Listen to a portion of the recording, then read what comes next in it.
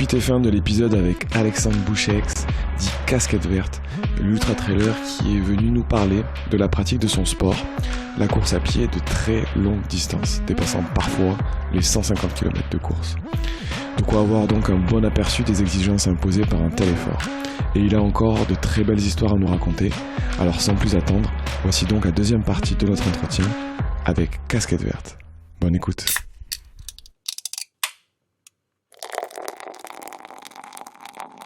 T'as peur d'avoir mal.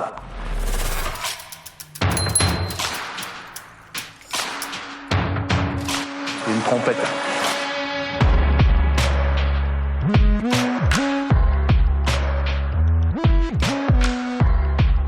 Bienvenue sur le podcast Pinta Triathlon Club, le premier podcast français dédié au triathlon. Dans chaque épisode du PPTC, vous retrouverez des interviews, des conseils et des actualités sur l'univers du triathlon. Bonne écoute.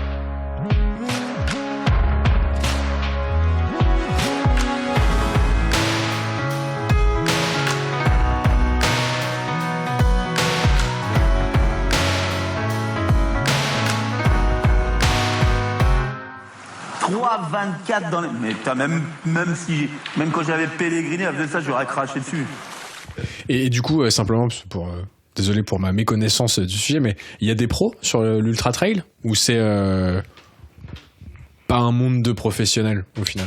Mais en ayant écouté votre dernier podcast sur le triathlon, je me suis rendu compte que le triathlon était peut-être plus avancé en termes de professionnalisme, et c'était peut-être lié au fait que la discipline soit olympique. Parce que quand j'écoutais l'intervenant, je me rendais compte... Marceau. Olivier. Viens faire de l'ultra, Olivier. Le chauffe pas. Mais si, il faut. Tout le monde peut le faire, Olivier.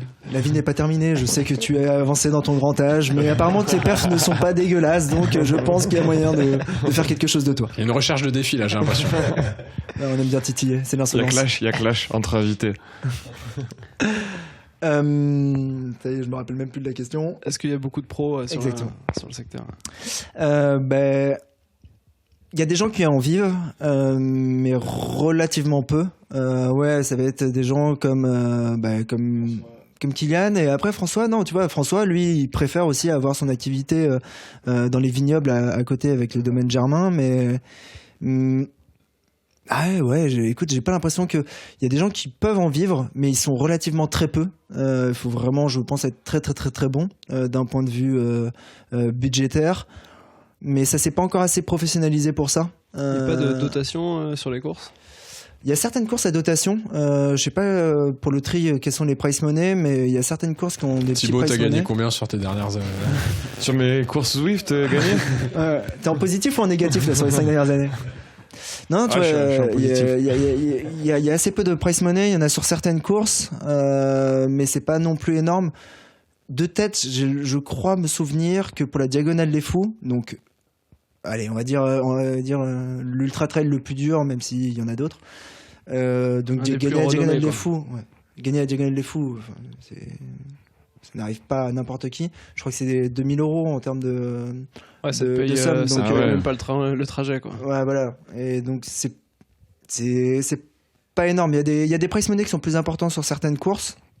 Mais moi en tout cas j'en ai jamais gagné, en tout cas en argent. Ce qu'en vivent, c'est le sponsoring finalement, surtout. C'est complètement le sponsoring et peut-être les activités que tu peux avoir des à côté de tierces, des choses comme ça, conférences, des bouquins, du coaching, Et il n'y a pas de club de trail comme il peut y avoir de club d'athlètes, club de triathlon et autres qui pourraient salarier des athlètes, par exemple? C'est pas assez professionnel, ça existe. T'as des teams d'athlètes qui sont faites par les marques en mode sponsoring. T'as des clubs d'entraînement. Je sais qu'à Paris, il y a la TTP, la Team Trail Paris. Même s'ils commencent à faire des super scores, ils se traînent, encore, je trouve. Ah non, franchement. Là-dessus, il y a des gros Parisiens, mais ouais, non, il n'y a pas encore ce cap qui est passé, j'ai l'impression. Ouais, ça va venir parce que c'est quand même un sport qui monte fortement renommé quand même. Je sais pas, c'est un sport ça fait un petit moment de plus en plus parler quand même. Ouais. Mais c'est peut-être encore une étape. Le triathlon a été télévisé et passé à la télé. Ça y est, on l'a vu passer. Sur l'équipe, effectivement, c'est au JO. Il y a un Français qui a gagné. qui est champion du monde récemment. Mais ça reste encore confidentiel, même si c'est un sport qui a la cote et qui marche bien. Oui, bien sûr. Enfin, si on compare au marathon ou la course à pied, du coup.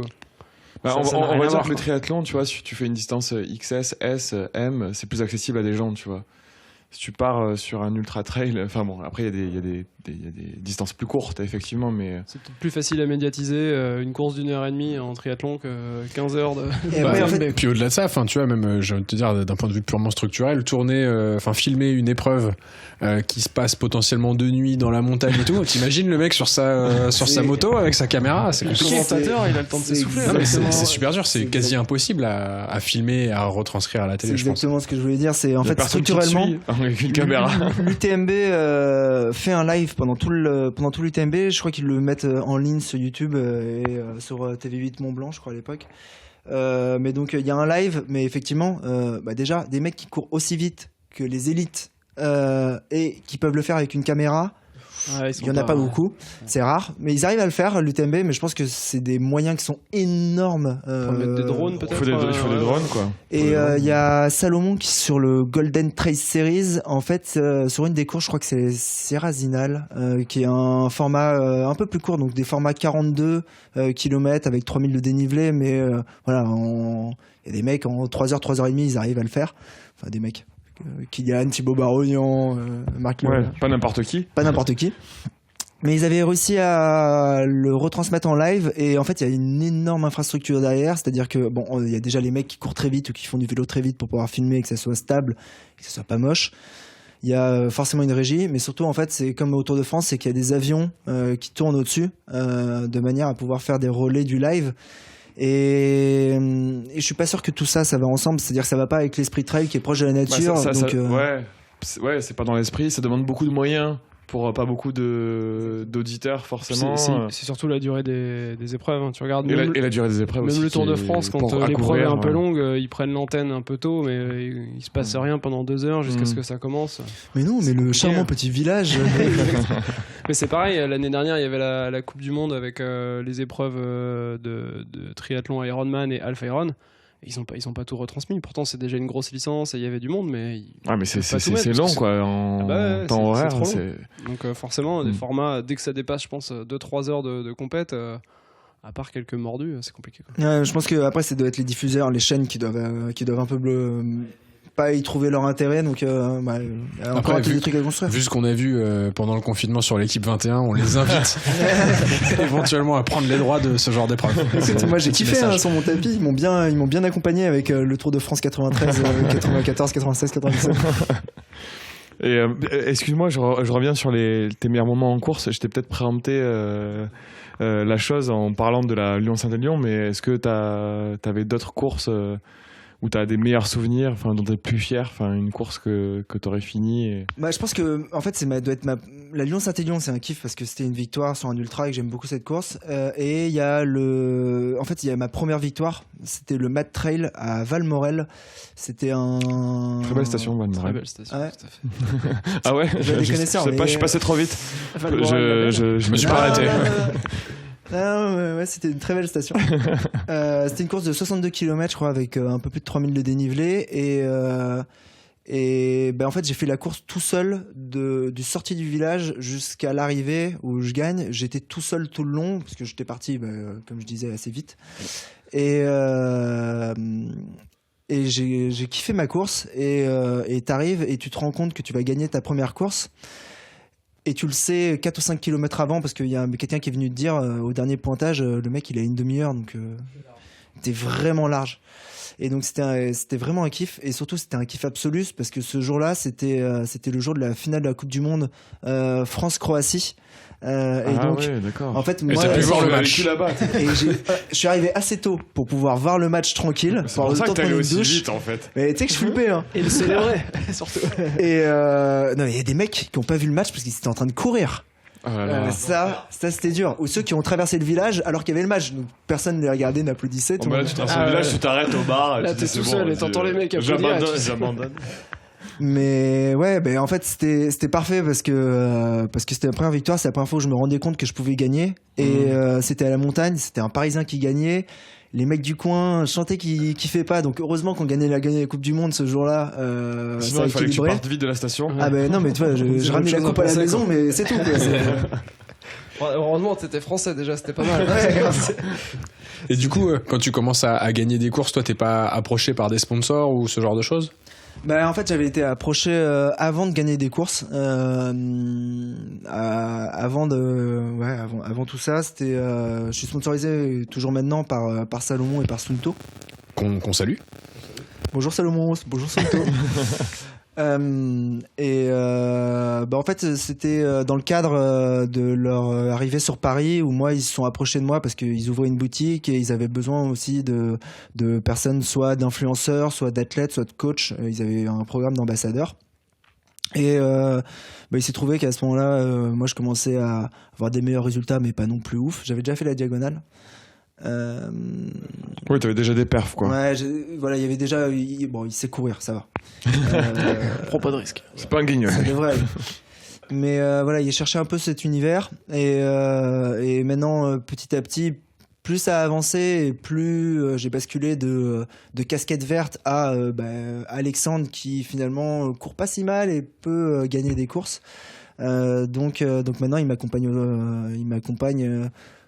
Presque plus comme un athlète que comme un ambassadeur. Donc ça c'est cool, ça donne accès à des choses qu'on peut pas avoir accès, des prototypes, à parler avec des athlètes, tout ça. Ils t'ont pas fait une casquette du coup? Ça c'est un des rares trucs où j'ai refusé. Je leur ai dit ma casquette elle reste l'original. Elle reste vierge de toute marque, etc. Mais ce qui est très drôle, c'est que dans les dotations ils nous envoient des casquettes. Donc là il va falloir que j'organise. Je suis pas très jeu concours, réseaux sociaux, etc. Mais il va falloir que je les distribue ou que je les donne d'une manière ou d'une autre. Et t'en as plusieurs? Des casquettes vertes? Ah mais je cours tous les jours, hein. Si j'en avais qu'une seule, je te promets que là dans la salle, mais ça sortirait vraiment la mort. Ça serait plus très verte. Très verte. Un modèle custom. Très bien. Et on a vu qu'au-delà des courses officielles que tu peux faire, on en a parlé tout à l'heure, tu as fait référence, tu te lances parfois des défis assez surprenants, parfois en milieu urbain. Tu penses à l'UTM? Non mais tu nous as fait à un moment donné le tour du périphérique de Paris. Qu'est-ce qui s'est passé dans ta tête? C'était les maréchaux, c'était pas le périphérique. Ouais, c'était les maréchaux. Les maréchaux, soyons précis, Thibaut. Pas sur le périphérique J'avais parisien. en tête l'Ultra Trail de Montmartre. Moi. Effectivement aussi. Il y en a plusieurs. Il y en a pas mal. En fait, des fois tu te lances des trucs un peu fous, quoi. J'aime bien les trucs un peu fous. Après, il y a une raison à ça, hein, c'est que moi, si je veux m'entraîner à de l'ultra, il faut que je fasse de l'ultra et j'ai pas l'occasion de partir dans les Alpes ou ailleurs ou dans le Jura tous les week-ends. Donc, au final, moi, je m'invente des ultras à côté de chez moi. Et moi, dans les trucs que j'ai pu faire, il y a 3 fois le Tour de Paris par les maréchaux. Donc 108 km, c'est ça? 103 je crois, parce que ça doit faire 34 le tour en 8 heures et des brouettes. Et si je me rappelle bien, t'étais pas parti pour faire ça et tu te dis tiens, je vais faire ça, tu t'es arrêté à acheter de l'eau dans des super... en fait c'était 1 ou 2 jours avant, ou si dans ma tête c'était 1 ou 2 jours avant, où je savais que le samedi il était libre et j'avais rien à faire ce samedi là, personne à voir, j'avais pas trop de potes qui étaient dispo, donc je me suis couché un peu plus tôt le vendredi soir et je suis allé faire 3 fois le tour de Paris. Et au final, c'est vrai que ça fait un peu claquement de doigts, mais au final c'était ça, hein. C'est les ravitaux, je m'arrêtais au Franprix pour acheter une bouteille d'eau. Il faut citer d'autres marques différentes ou pas? Monoprix, Auchan, c'est bon, il y a 3 marques. Carrefour, ouais. Mais c'était vraiment ça, c'était vraiment le délire. Après, tu vois, juste 2 jours avant le confinement aussi, je me suis fait un délire, c'est j'ai fait l'aller-retour entre Paris, Meaux et Paris. Ah oui, j'ai vu fait ça aussi. Paris, Meaux, Paris, ça fait 100 bornes. Ça m'a pris la journée. Aller chercher un petit bris pour. Tout le monde en parle, mais je pense que j'ai envie que ça devienne une course, ce truc-là, parce que je trouve que le format est pas mal. Il n'y a pas beaucoup d'ultra sur Paris. Tu peux créer ta première course. Et ce sera la deuxième.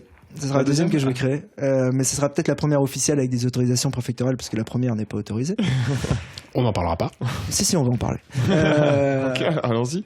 Mais celle de Paris-Meaux-Paris, effectivement, il y a le fromage et je pense qu'il y a un truc à faire, juste des formats aller, des formats retour, et le cadre est sympa. Donc, j'ai vu un mec qui a livré un Paris-Brest de Paris à Brest. Ah putain, c'est Tu bon peux ça. avoir un truc à faire Mais là-dessus. en fait, c'est aussi important quand tu te lances dans des trucs comme ça, c'est qu'il faut qu'il y ait de des l'humour. idées, là. Faut qu'il y ait de l'humour. justement. Tu mets un sac Stuart pour faire ta livraison et t'es parti quoi. Et tu vas livrer un Paris-Brest. Ça te met quoi, 2 heures? Ah, Paris-Brest, peut-être un peu plus, il y a quoi, il y a 500 bornes. Après, facile. tu vois, on dit ça en rigolant, mais je crois que les premières courses cyclistes, elles sont un peu nées comme ça. Et d'ailleurs, je me demande même si le Paris-Brest, ça vient pas du nom d'une course cycliste ou un truc comme ça, sponsorisé par Michelin ou quelque chose comme ça. Il me semble que c'est un peu l'histoire. Paris-Roubaix, ça doit être une histoire comme ça. L'histoire du marathon, c'est le mec Ouais. qui est allé Oui, faire le il y a message. toutes les courses nées de moments un peu déjantés comme ça en disant des défis qu'on se lance. Tous sauf une, qui est donc la dernière qu'on a créée, qui est l'Ultra Trail Montmartre. Donc déjà, rien que le nom, Ultra Trail et Montmartre, c'est une honte. C'est toi qui as Ça veut rien initié dire. ça. Et combien de bracelets t'as dû acheter pour faire la course? C'est la vraie question. C'est pas faux qu'en plus, c'est vrai, je suis passé tout à l'heure, ils sont toujours là. Il y a plus de touristes, mais eux, ils sont là. Ils vendent des bracelets. Mais le délire, en fait, c'était, on picolait de la bière avec 2-3 potes trailers et on s'est dit, nous, on n'a pas de montagne, mais on a des idées. C'était un peu ça le truc. Et on aimerait faire 10 000 mètres de dénivelé positif dans Paris. On a regardé un peu la topologie. Bon, il n'y a pas grand-chose. La côte de Ménilmontant, mais bon. Voilà, c'est un peu juste. Et en fait, on a regardé plusieurs endroits et on a calculé que pour atteindre 10 000, il y a des endroits où il faut faire 250 bornes. C'est juste pas possible, même en faisant des allers-retours. Ça va prendre trop de temps. Et donc, on a vu que le meilleur endroit pour créer ce truc-là, c'était à Montmartre, sur les escaliers qui sont juste à gauche de la basilique. Et donc, il fallait les faire 271 fois pour pouvoir faire le truc.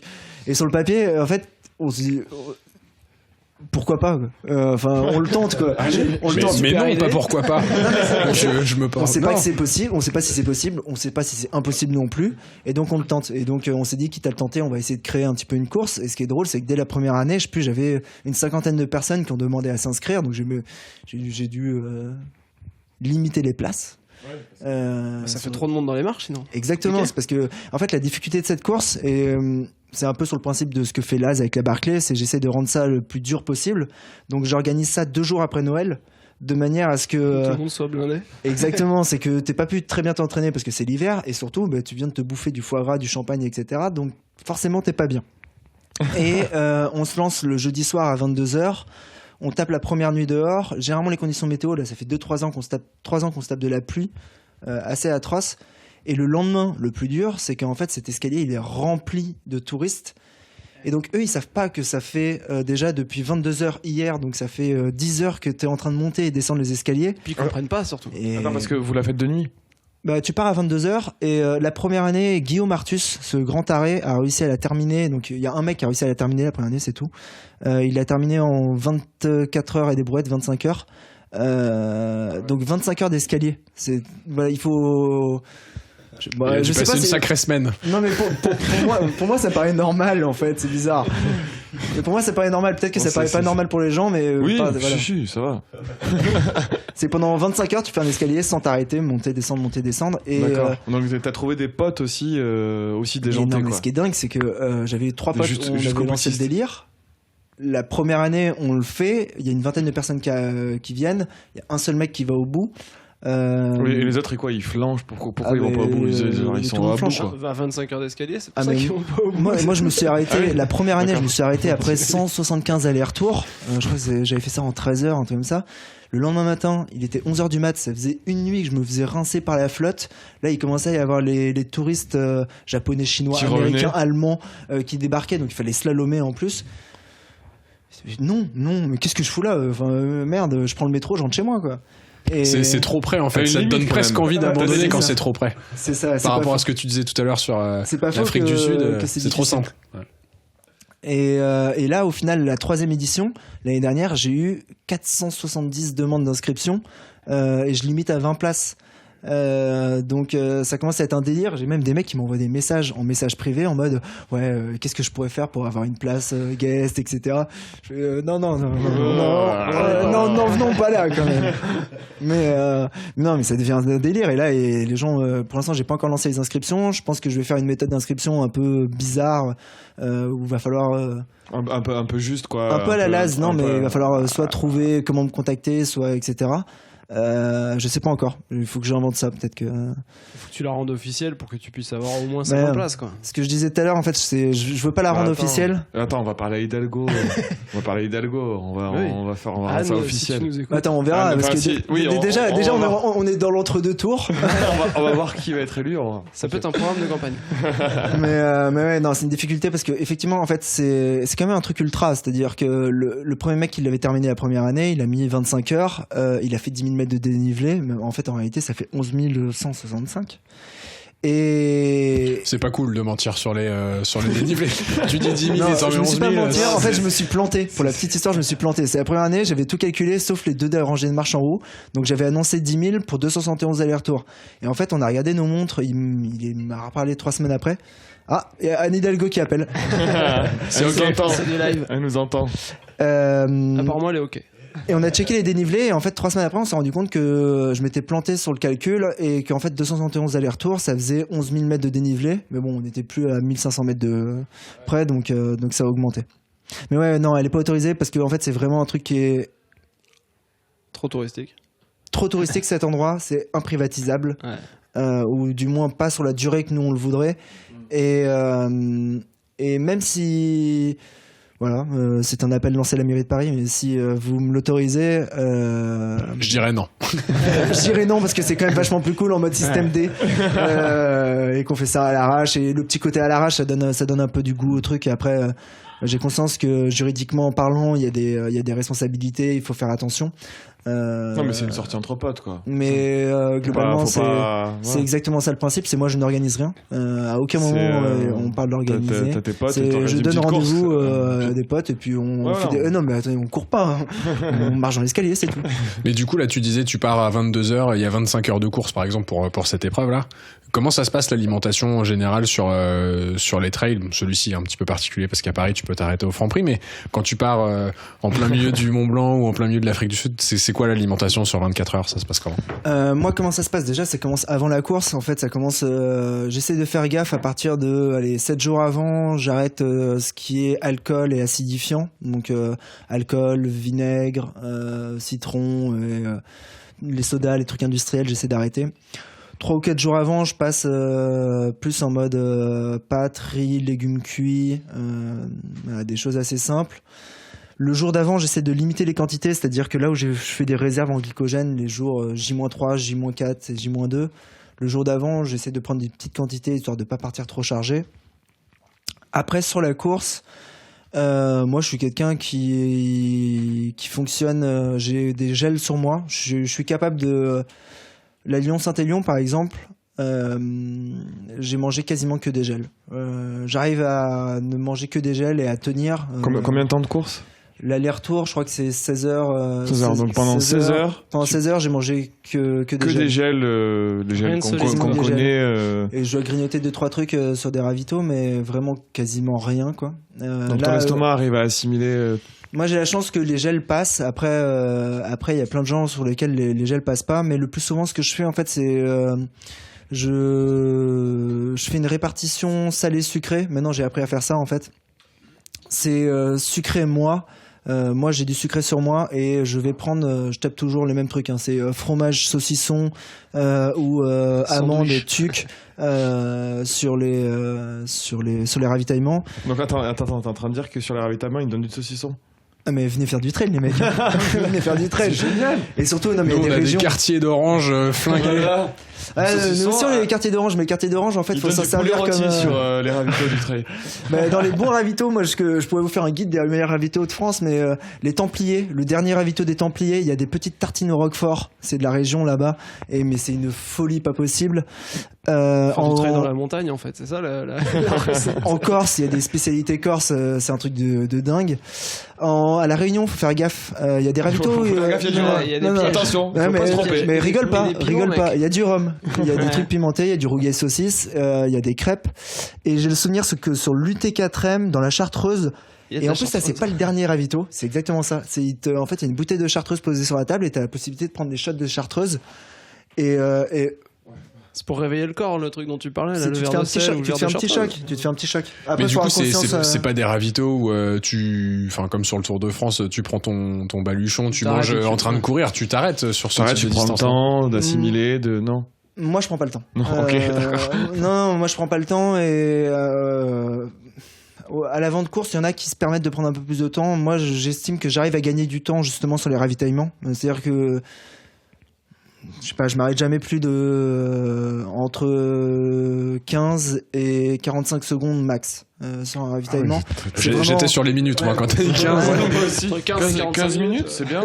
Je fais remplissage flotte, je pioche à manger et je mange en courant en fait après. Donc je mange sur la sortie du ravito comme ça. Là où il y a plein de gens, mais après ça c'est peut-être c'est les avant-postes, mais il y a beaucoup de gens. Moi j'ai le Ronald là, qui m'a mis à la course. Lui son grand kiff c'est de s'arrêter, prendre une soupe, faire un vrai manger, prendre une assiette, une fourchette. Donc t'arrives à manger, enfin à respirer par le nez, pour manger justement en même temps que courir. Parce que c'est un peu la difficulté, parce que moi j'ai tendance à respirer par la bouche typiquement. Surtout la soupe, tu vois. C'est pas ça à la paille. Tu prends pas n'importe quoi, mais en fait c'est un truc de dingue, mais je l'ai vraiment fait ça. C'est à l'entraînement, donc je parcourais dans le bois de Vincennes le plus souvent, mais je partais avec des petits bouts de saucisson avec moi et des bouts de fromage et mal coupés comme ils sont très souvent mal coupés sur les ravitaux, c'est-à-dire que des bouts d'émental qui te font 15 cm de long, tu vois le truc qui est imbouffable normalement. Et je me suis entraîné en fait à les manger. C'est mon couteau. Sorti mon opinel en courant. En taille. Mais non, c'est un truc que j'ai appris. En fait, le plus dur quand tu cours et que tu manges, c'est pas tellement la respiration ou quoi. En fait, c'est plutôt le fait d'avoir des morceaux dans le ventre et d'avoir par exemple une descente qui va agiter ton ventre. Je pense que c'est la même chose en tri derrière. Bah nous on a la chance d'avoir entre guillemets moins de course à pied donc mais sur le vélo t'es plié non sur le vélo en fait ton estomac il travaille beaucoup moins. C'est vraiment sur la course à pied où t'as les chocs et t'arrives plus à manger du solide sur le vélo. Par exemple, je trouve à titre personnel, sur la course à pied c'est compliqué quoi. Sur la course à pied, bouffer du solide, personnellement je trouve ça plus dur, ça va être plus être des gels ou. Après les distances sont plus courtes. Donc et les distances sont beaucoup plus courtes, c'est-à-dire que toi tu fais des épreuves où tu t'engages sur de la course à pied sur des durées extrêmement longues et je suis assez étonné que tu arrives à digérer du saucisson. Non mais franchement en plus c'est un kiff, même si au bout d'un moment t'as plus tellement le goût, mais c'est un kiff. Et tu parlais justement de sucré salé tout à l'heure, et c'est vrai que sur Instagram j'avais vu ton équipement pour partir sur une course et t'avais un petit pot de sel de la baleine entier quoi, et je me suis dit mais qu'est-ce qu'il fait avec ça, donc voilà, je me suis dit évidemment que c'est parce que tu perds beaucoup de sel et tout, mais comment pour saler les tucs. non mais qu'est-ce que t'en fais, enfin avec ce pot entier de sel, tu t'en prends directement, comment tu fais? En fait pour la petite histoire c'est dû à la Diagonale des Fous, je connaissais pas à l'époque le fait que je me rendais pas compte qu'on perdait encore plus de salé, que le salé était aussi important que le sucré. Je pensais qu'il suffisait de prendre des gels, des pâtes de fruits et que la course elle passait. Et c'est sur cette course où je me suis retrouvé à mi-course à faire des malaises. Et sur la Diagonale des Fous, la première édition. Ouais, la première fois que j'ai faite. D'ailleurs, j'ai pas encore refait. J'ai pas encore refaite. S'il vous plaît. Covid part. Et c'est en arrivant à Ravito où le mec m'a dit t'as mangé quoi avant, etc. Et il s'est rendu compte que j'avais mangé que du sucré. Et il a décidé de me faire un choc et de m'apporter du sel en plus, mais de façon ultra violente. C'est-à-dire qu'il m'a servi un verre qui était plus que la moitié rempli de sel, il a mis un peu d'eau avec et il me l'a fait boire quoi. Et ça te met un sacré choc. Déjà tu finis pas le truc, c'est pas possible. Mais je me suis rendu compte de ça à ce moment-là. Et depuis maintenant, je mange beaucoup plus salé en course parce que je perds énormément de sel. Avec la transpiration, beaucoup de sel. Avec la transpiration, il y a pas mal de courses où j'ai terminé. J'ai le souvenir après les Canaries. J'arrive, j'ai pris une photo. J'ai du sel comme dans les marais salants sur tout le visage. Sur le visage, d'accord. Je peux nourrir une famille pour un dîner, quoi. C'est ignoble, mais c'est vrai. Et donc, en fait, c'est pour ça que je pars avec un pot de sel. Généralement, je cours pas avec, mais je m'en fais un petit bout dans du cellophane. Et s'il y a un moment où ça vraiment pas et je sens que j'en ai besoin, je vais croquer dedans et ça va me faire un choc. Ok, et tu parlais aussi de l'alimentation, je reviens un peu dessus, en dehors des courses, enfin t'en as parlé rapidement, mais tu disais 7 jours avant quoi. 7 jours avant, tu vas Sinon, le reste, c'est. Sinon, le reste du temps, sinon, le reste pour du temps, je fais l'entraînement, vraiment n'importe quoi. D'accord. Non, je fais vraiment n'importe quoi, je surveille pas. Je pourrais le faire et je pense que ce sera un point d'amélioration si je cherchais vraiment à faire encore plus des perfs. Ouais. Mais moi, mon principe, c'est de kiffer. Donc, T'as pas envie de te mettre ce genre de contraintes, tu trouves que pas c'est. du tout. Et puis aussi, si tu fais de l'ultra, c'est pour avoir le droit de faire des trucs comme ça à côté. Donc moi, je sais pas, mon alimentation, c'est du pizza, de beaucoup de fromage, des planches, de la charcuterie, c'est des frites, c'est beaucoup de ces choses-là, c'est beaucoup de grignotage avec des petits bonbons. On parlait des M&M's, etc. Ouais. Mais j'ai une grosse tendance au grignotage au quotidien, donc y a pas forcément de régime alimentaire, c'est 1 à 2 semaines avant, tu vas te calmer, une semaine avant, tu vas préparer le corps. Maintenant, je fais gaffe. Ouais.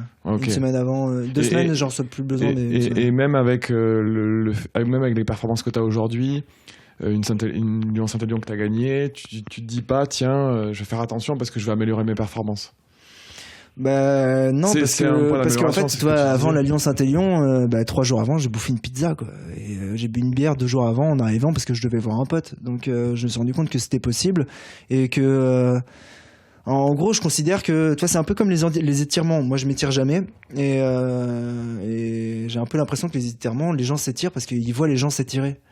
Et pas forcément parce que ça leur fait du bien. Exactement. Et donc pour l'alimentation d'avant-course, oui, il y a eu les grands principes pour faire attention, etc. Donc toi, tu fais gaffe et au final, tu te rends compte que tu es en capacité de boire une bière le jour même ou le jour d'avant. Après, je pense qu'effectivement, tu vois, sur les épreuves vraiment longue distance, cette recherche de l'excellence dans tous les domaines, elle est moins importante que si tu fais un 100 mètres, quoi. Tu vois, c'est sûr. C'est pas exactement la même exigence, c'est plus dans la tête et effectivement, peut-être qu'il vaut mieux être bien dans sa tête au quotidien en faisant ce que tu veux faire. Pour que le jour J, tu puisses te donner à 100% plutôt que d'être dans la recherche au quotidien de l'alimentation parfaite, du sommeil parfait, ce genre de choses, quoi. C'est un petit peu sommeil différent. reste important quand même. C'est quelque chose auquel tu fais attention, le sommeil. Le sommeil, en fait, dans les courses déjà, tu pars même sur des ultras. Moi, je suis toujours parti sur un principe, c'est de ne pas dormir.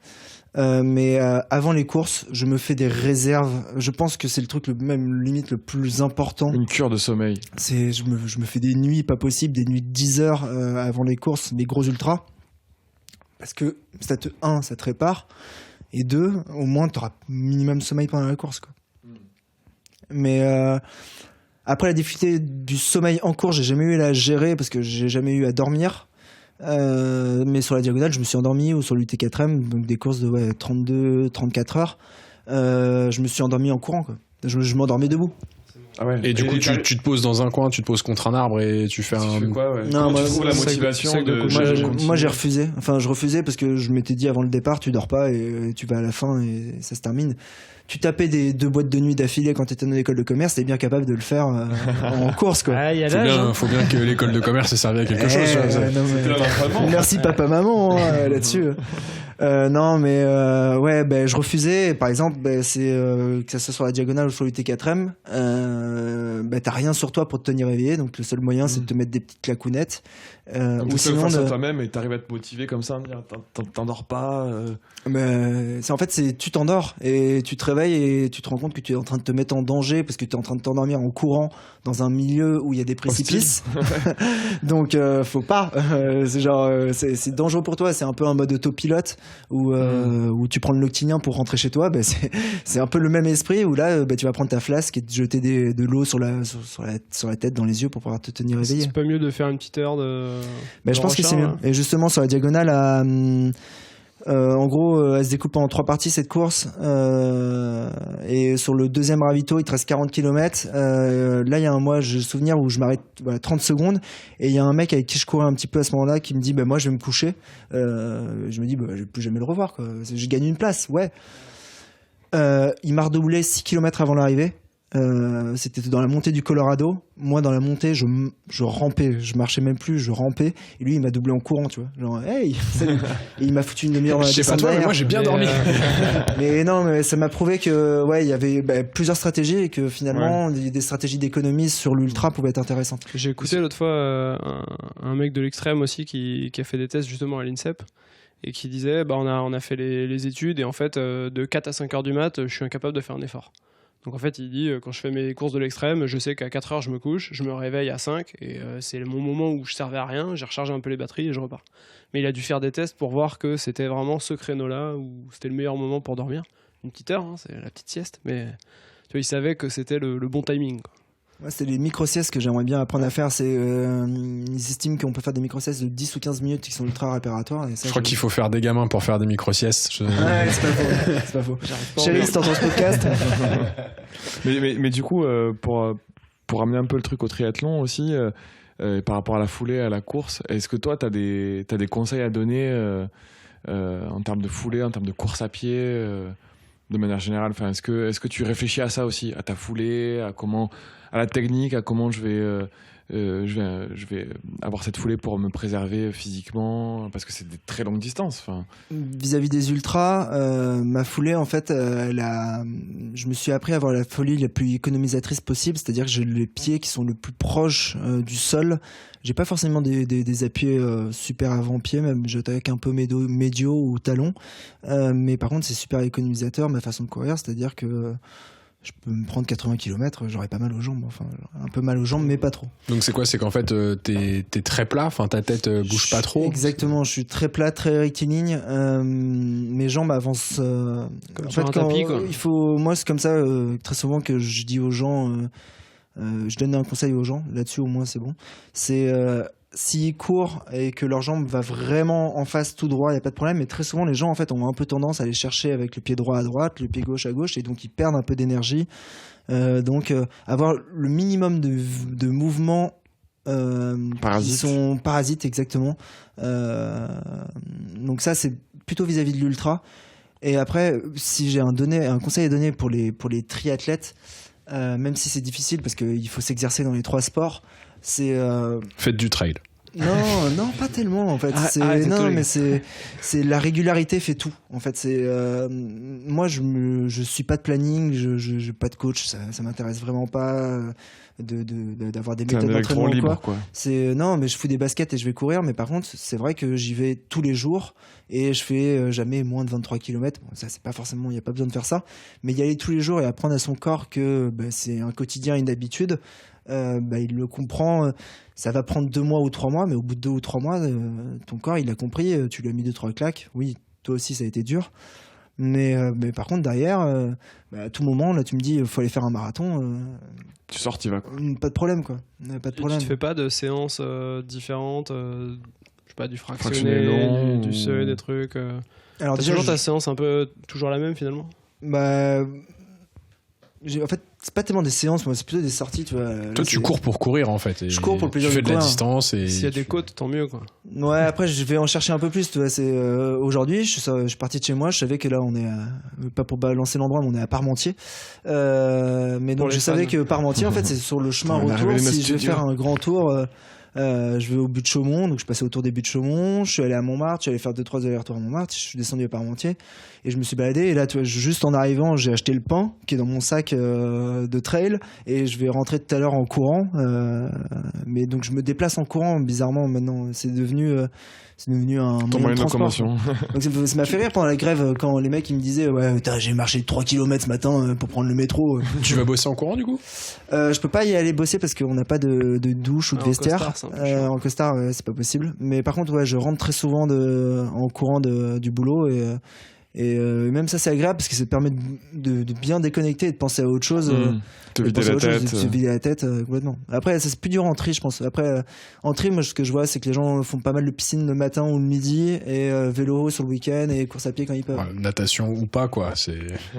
Non, c'est la problématique des transports, c'est que t'as besoin de matos un peu et d'infrastructures. Pour la piscine, t'es complètement obligé. Effectivement, sur le vélo, si tu vas au boulot et que t'as 10 bornes, ça te suffit pas. Donc, à part la course à pied où tu peux effectivement en faire un peu pour aller au boulot, c'est un peu plus libre. C'est compliqué. Il faut faire ta sortie, sinon c'est compliqué, quoi. Bon, malheureusement, on s'approche un petit peu de la fin de l'épisode, mais tout à l'heure, tu nous parlais des autres sports par lesquels tu avais commencé, un petit peu de foot, de hand, etc. Est-ce qu'aujourd'hui, tu t'intéresses à d'autres sports? Est-ce que tu as le temps de t'intéresser à d'autres sports? Pas forcément le triathlon, mais tu regardes des matchs de foot, ce genre de choses? Alors, PSG, en faire, non. Ouais, effectivement, je regarde beaucoup de matchs de foot. Je regarde le PSG. En plus, cette année, on est en quart. Donc dommage que la compétition n'existe plus. Ça fait longtemps qu'on n'a pas été encore qualifié au 14 mai. Donc ouais, beaucoup de foot. Après, ouais, non, j'aime bien regarder généralement les grosses compétitions, les JO, les sports qui m'intéressent. Donc c'est pas mal le handball, le skate, le cyclisme. Moi, mon gros kiff, je pose généralement une après-midi de congé pour regarder la journée où ils font l'Alpe d'Huez sur le Tour de France. Ah oui, une après-midi de congé, carrément. Ah ouais, non, mais moi, c'est un petit kiff pour moi de regarder des trucs comme ça. T'as envie de faire l'Alpe. Chier. Donc je regarde un petit peu. Après, je pratique pas parce que la course à pied me prend déjà assez, voire trop de temps pour pouvoir en faire. Et justement, tu t'es pas dit, là tu fais beaucoup de courses, tu t'es pas dit un jour j'arrêterai la course, l'ultra trail et je ferai un autre truc, quoi. Potentiellement le triathlon, tu t'intéresses beaucoup au vélo. Est-ce que y a pas dans ta tête un autre sport qui t'intéresserait? Pour l'instant, en fait, je me suis donné une date de fin. Je me suis dit, allez, dans 3-4 ans, t'arrêtes. En gros, quand t'auras entre 30 et 32 ans, t'arrêteras. Enfin, de pratiquer à ce niveau d'intensité, je continuerai à en faire, mais je veux pas dire en amateur, parce que je suis amateur, mais en mode cool. Et ouais, le triathlon, ça m'intéresse. J'ai envie d'en faire un. En fait, c'est juste pour...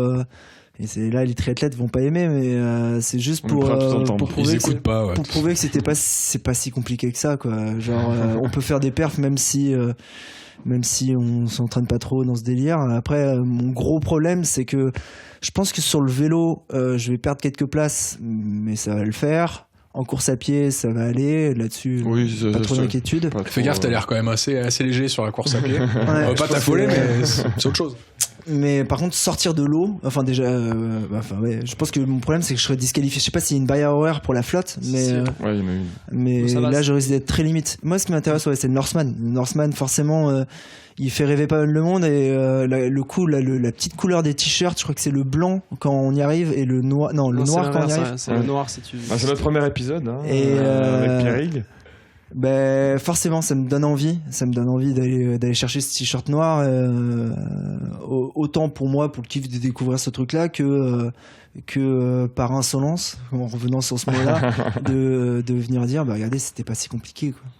Pierrick veut se lancer dans la diagonale des fous, donc peut-être un truc à ouais, faire. c'est vrai en plus. On va faire des échanges de bons procédés. Il va m'apprendre à nager et je vais l'apprendre à courir après 16 heures de... Sophie, si tu nous écoutes, Sophie, la compagne de Pierrick. C'est vendu. Désolé Pierrick, on a révélé un truc. Mais en revenant sur Sophie, on va rallonger l'épisode, mais en revenant sur Sophie, c'est un truc qui m'avait beaucoup marqué, et c'est un truc qu'on a pas mal en ultra. Pour l'instant, moi, j'ai jamais demandé à ma compagne, du moins, de faire une assistance pour moi. Et je trouve que c'est un truc qui est formidable, ce genre de sport où on peut partager réellement les épreuves avec son entourage. Là où on peut pas tellement le faire dans des sports comme le foot, le handball. Ça, c'est formidable. T'amènes vraiment les gens faire la course avec toi, et c'est peut-être aussi dur pour eux que pour toi, quoi. Ouais, c'est clair. Puis c'est vrai que tu parlais de souvenirs, clairement, c'est sûr que c'est des choses qui doivent te marquer, de pouvoir partager l'effort un petit peu avec les personnes qui te sont chères, quoi. Ah, mais moi, j'ai qu'une seule attente en ce moment, c'est d'avoir des enfants pour pouvoir faire, c'est un peu stéréotypé, mais l'arrivée des ultras, où 100 mètres avant l'arrivée, les papas ou les mamans qui terminent vont aller chercher leurs enfants et tiennent leurs enfants par les bras et courent les 100 derniers mètres avec eux. Je trouve ça formidable, quoi.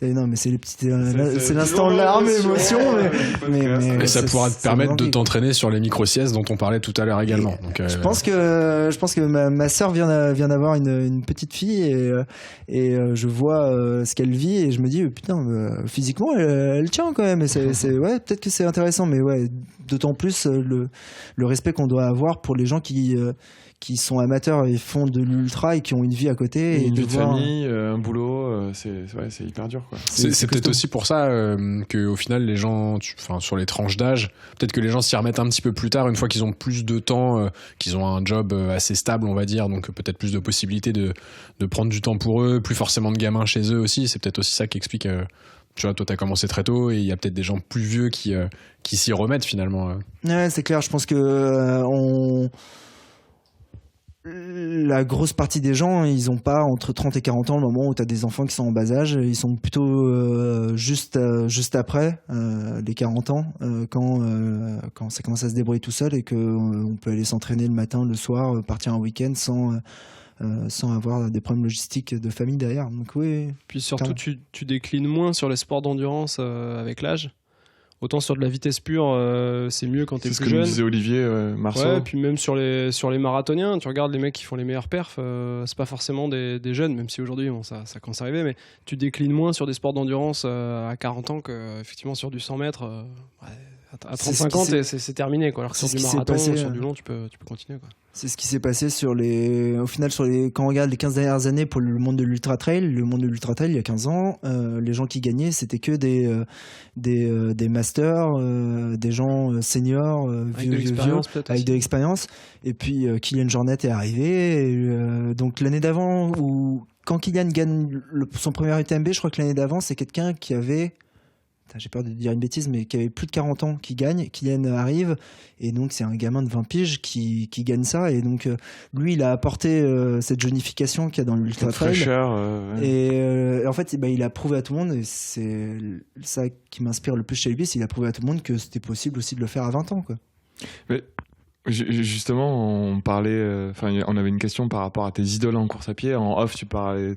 Moi, ma question, c'était Kipchoge, c'est une brute ou c'est un mec vite fait? C'est ça un peu la question. Le mec qui a battu le record sur le marathon en moins de 2 heures. Je sais pas, pour moi, c'est pas le même sport, quoi. Pour moi, c'est pas le même sport. C'est un truc que tout le monde dit, tu vois. T'as plein de gens qui me demandent, moi, sur les réseaux ou quoi, ouais, mais tu vaux combien sur marathon? Moi, je leur dis, mais écoutez, le marathon, moi, j'ai arrêté il y a 3 ans. J'ai fait 2,56 en me prenant plaisir, en m'arrêtant pisser. Je pense que je vaux 2,35. Tu fais 3h02 sur ton tapis, j'ai vu là sur Instagram. Exactement, mais le tapis pouvait pas aller plus vite. Oui, t'es un maxi boost déjà, donc. Exactement, il aurait fallu que je fasse intervenir quelqu'un pour débrider le truc. Il n'y a rien au-dessus du maxi boost. Tu t'es plaint à ton voisin, tu dis putain, le tapis. Pas top, quoi. Non, mais ouais, le marathon, c'est une référence en termes de temps, mais l'ultra, c'est pas le même sport. C'est vraiment pas le même sport et c'est pas la même difficulté. Oui, c'est une brute, hein, clairement. Moi, je m'imagine descendre à 2h35 sur marathon, en m'y entraînant un petit peu spécifiquement, en faisant des séances de vitesse. Mais aller chercher une demi-heure de moins, mais c'est improbable, quoi. C'est impossible. Donc t'as pas forcément d'idole sur la course à pied en général, sur la course à pied plus traditionnelle que trail ou ultra trail? En fait, je les connais pas. Je vais pas te mentir, je les connais pas. Si, moi, il y a un mec que j'aime bien, mais c'est Pierre Amboise, boss. Je me trompe pas, qui avait gagné le 800 mètres dans mon souvenir. Qui avait fait une course dingue, qui est un petit peu décalé dans le style aussi. C'est le personnage qui est énorme, mais enfin, sa perf est extraordinaire, mais avec son chat, avec toutes ces histoires, toutes ces histoires, la capacité qu'il a à répondre aux journalistes. Mais ouais, non, pas tellement sur la piste. Et justement, en fait, le monde de l'athlé, moi, n'ayant connu que l'ultra et ne venant pas de l'athlé, il y a des gens qui ont fait athlé puis trail. Moi, j'ai jamais connu le monde de l'athlé, et ce monde de l'athlé, il me plaît pas tellement. L'aspect club, entraînement, VMA, test de performance, fractionné, etc. C'est pas trop mon mac. Ouais, c'est un cadre dans lequel tu rentres pas, c'est un moule dans lequel tu rentres pas. Exactement, je respecte, mais c'est pas pour moi, ou du moins là-dedans, j'ai l'impression de pas être assez bon, donc c'est plus simple pour moi simplement de faire de l'ultra. Donc tes références, comme on t'en parlait en off, ça va être quoi, des Kylian Jornet, ouais, des forcément Kylian, c'est impossible de pas le citer, des François Daen, des Xavier Thévenard, qui est extraordinaire, qui est vraiment extraordinaire, et en plus c'est un personnage à côté, je sais pas si le mot personnage ça va, mais qui est quelqu'un. Dans les Américains, il y a Jim Wesley, il y a Zach Miller, qui sont... quand on regarde un petit peu la philosophie de ces gens, ils sont dans la philosophie ultra, et c'est ça qui est intéressant, ils sont dans la philosophie ultra, et en plus c'est des élites. Ils ont la capacité de gagner les plus grandes courses au monde, donc oui, il y a une certaine rigueur, mais il y a de la folie en eux, donc ça c'est formidable. Il y a un grain de folie, quoi. Ouais, c'est formidable. Et Oui, Olivier. Petit point musique, c'est ça? Petit point musique, c'est important de savoir ce que t'écoutes parce que déjà, faut savoir quelle marque d'iPod t'as pour pouvoir courir pendant 25 heures avec de la musique. Ça, c'est la première question. Et ensuite, quelles sont tes playlists? Parce que 25 heures, c'est long pour une playlist. Effectivement, je suis insolent, j'ai aucune règle, etc. Mais je respecte les règles en course, en compétition. Et la FFA veut que la course est interdite le plus souvent dans les courses.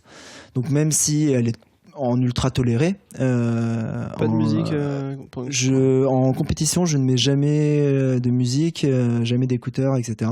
Par contre, à l'entraînement, je me gave.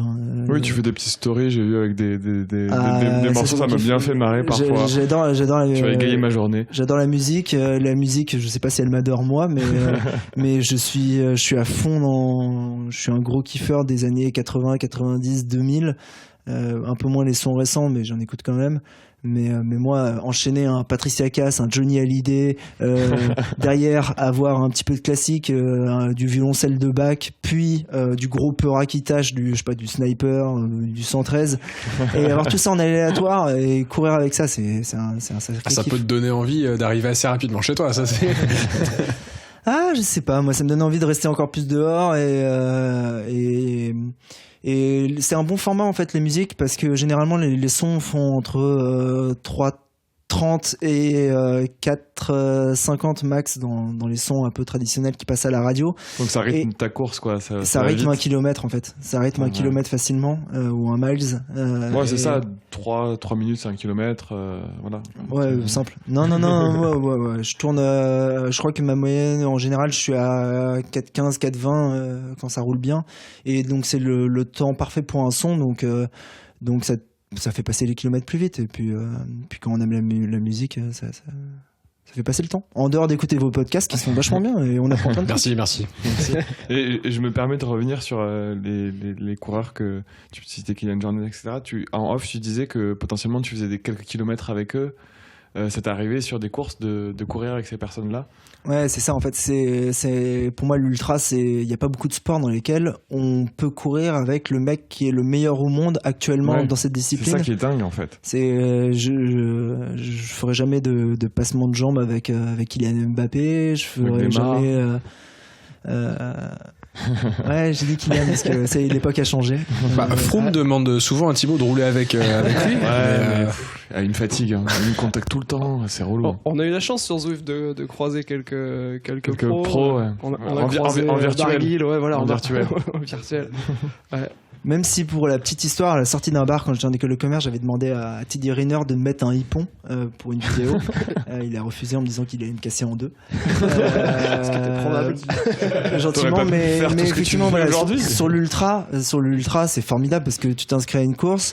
Tu peux te mettre sur la ligne de départ et si tu cours aussi vite qu'eux, tu peux courir avec eux. Et donc moi ça m'est arrivé aux Canaries de courir avec Pau Capel qui a gagné l'UTMB cette année, de courir avec François Daen à Annecy,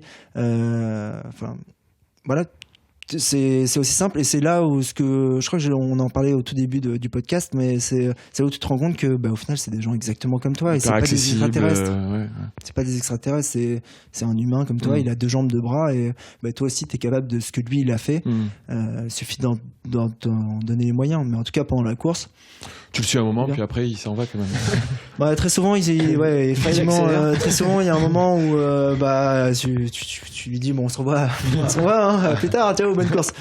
Mais ouais, et après c'est comme toutes les idoles qu'on peut avoir, on a une forme de respect par rapport à eux et donc ils sont entourés de ça.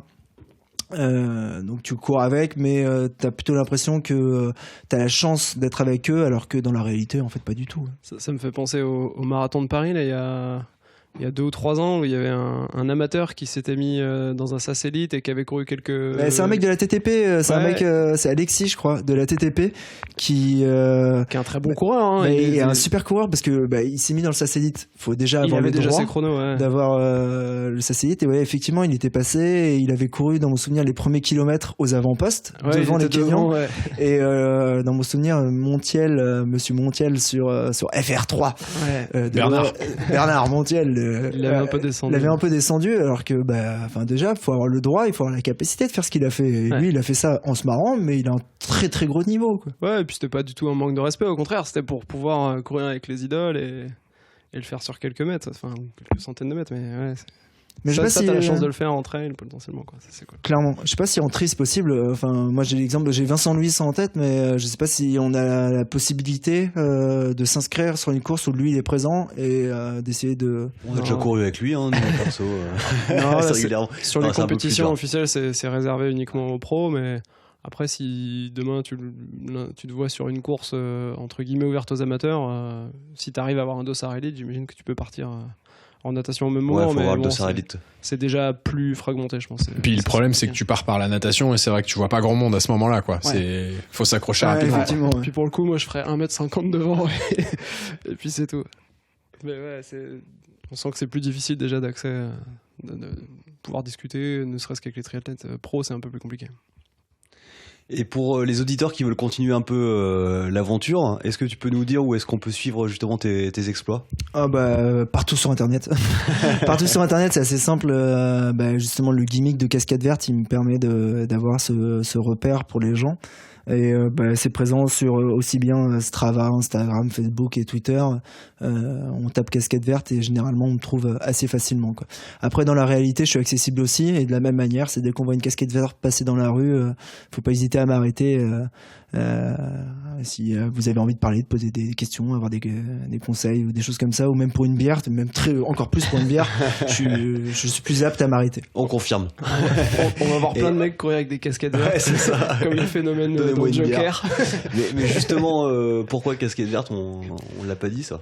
Ouais, Casquette Verte, c'est un truc de départ où à la base, un peu comme tout le monde, je prenais des selfies à la fin de mes courses et je les postais, et donc j'étais transpirant et pas beau, et une copine m'a fait remarquer qu'elle en avait marre tout simplement de voir ma gueule, et donc j'ai commencé à prendre une photo cette casquette elle venait de quelques années de BDE et j'avais une réserve dans la cave, je courais tout le temps avec, et je l'ai pris en photo en me disant personne peut en vouloir à une casquette, et donc désolé, je te cite Lauriane, j'étais un peu niqué sur ce coup-là, mais au moins tu pouvais rien me reprocher, et c'est parti de là-dessus, et puis ça a bien accroché, les gens ont kiffé, et moi ça me permettait aussi d'avoir une double vie et de continuer cette double vie, d'un côté Alexandre, chef de projet système d'information, et Casquette Verte Ultra Trailer, quoi.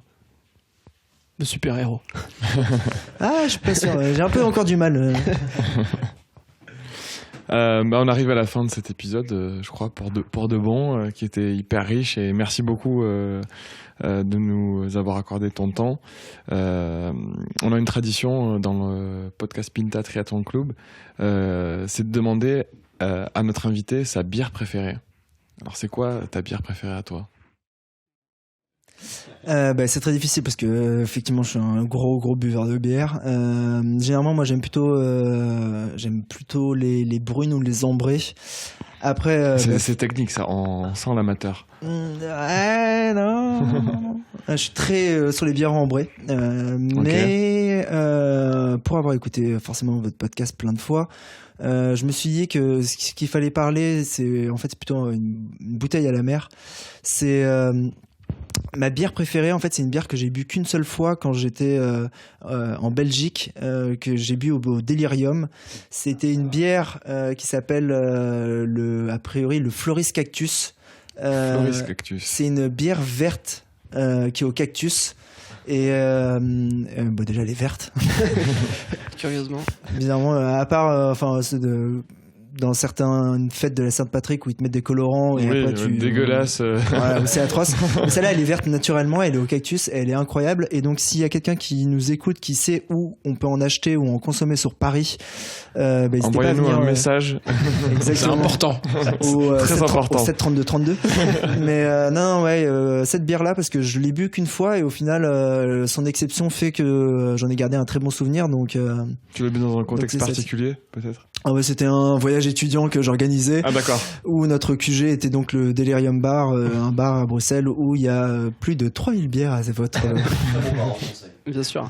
Faut que tu ailles voir rue Saint-Maur, il y a une petite épicerie où ils font que de la bière, là, et le mec est spécialiste, il a peut-être ça dans sa réserve. Dans un petit run, tu t'arrêtes. Ouais, ça doit être aux alentours du 90 rue Saint-Maur. C'est bon à savoir. Bah écoute, merci beaucoup. C'est tout pour cet épisode. Comme d'habitude, on vous invite à nous suivre sur Instagram. Jogi, je me tourne vers toi, l'Instagram. Ah putain, j'ai du mal à le dire à chaque fois. PPTC, j'ai eu du mal encore une fois. Et sur Strava, sur nos comptes respectifs ou sur le compte du club. PPTC-tri. Voilà, celui-ci tu le maîtrises. Et également sur notre site pptc.fr pour nous retrouver, nous suivre. Le compte Strava, casquette verte ? Ouais, casquette verte partout, le compte Strava. Et a priori, on a parlé un peu com en off, donc je vais aller regarder vos coms préférés. Je vais essayer d'aller vous les voler tranquillement. Je pense que t'as rien à voler. Clairement. Ouais, c'est bon. Peut-être une course claquée au fin fond de la Bretagne, derrière chez mes parents. Merci à tous. Merci beaucoup. À très bientôt. Et n'oubliez pas que l'important, c'est le club. Allez, bisous. Bisous, ciao.